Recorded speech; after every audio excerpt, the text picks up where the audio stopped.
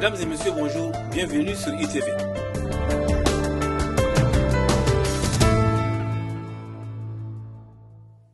Dès les premiers instants de la domination coloniale, la plupart des peuples africains ont lutté avec acharnement pour se libérer du joug de l'oppresseur français. Ce n'est qu'après la Deuxième Guerre mondiale, et suite à l'exploit des troupes africaines, appelées ironiquement troupes de tirailleurs sénégalais, que la France a décidé donc d'octroyer de la citoyenneté française aux Africains. Ainsi, en 1956, la loi Gaston Defferre qui consacra le principe de l'autonomie interne fut votée.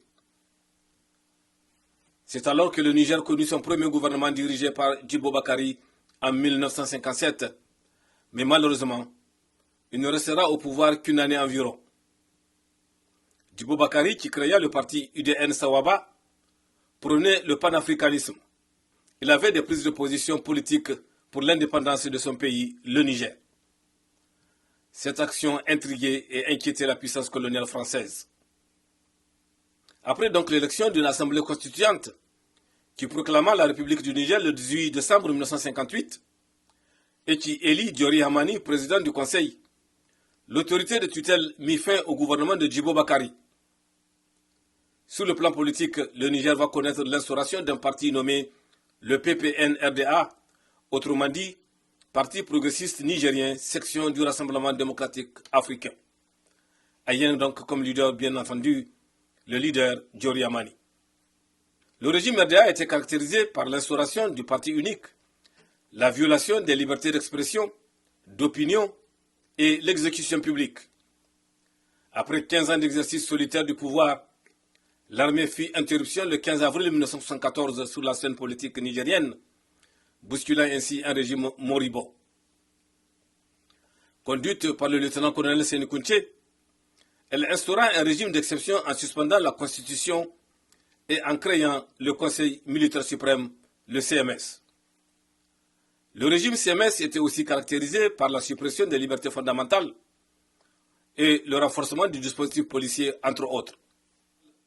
À la mort du chef de l'État, le général Séni Kountché, en 1987, un groupe d'officiers va se réunir pour choisir le général Ali Chebou pour être le nouvel homme fort qui prôna la décrispation. La période de la décrispation est, ironie du sort, la plus sombre et la plus désastreuse de l'histoire du Niger. C'est elle qui a plongé le pays dans l'agonie économique et les troubles sociaux.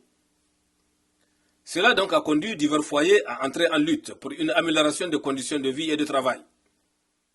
Les syndicats, les scolaires, la société civile étaient en permanence dans la rue pour réclamer un changement. Le régime en fin de potentiel a compris ce signal fort et le 15 novembre 1990, du haut de la tribune de l'Assemblée nationale, le président de la République, le général Ali Chebou, céda sous la pression de la rue et opta pour l'instauration du multipartisme. Ainsi déclarait-il, on n'arrête pas la roue de l'histoire. Et c'est par cette déclaration que le Niger a tourné une page de son histoire. Voici une introduction du livre La Convention démocratique et sociale CDS Rahama, de la création à l'investiture du premier président de la Troisième République démocratiquement élu. L'auteur de ce livre n'est autre que M. Alarou Souley. Il est né en 1944 à Maradi. Pilote de formation, il a fait ses études en France et aux USA. Il est également diplômé de l'école de management de Paris. Alarou Souley a travaillé au Gabon et en Côte d'Ivoire. Il est officier de l'Ordre national du mérite du Niger. La Convention démocratique et sociale CDS Rahama, c'est l'histoire de la création du parti politique au Niger, un parti qui est arrivé au pouvoir après des élections démocratiques, libres, multipartites et transparentes. Édité par les éditions universitaires européennes, le livre est disponible sur le site de Africa Vivre.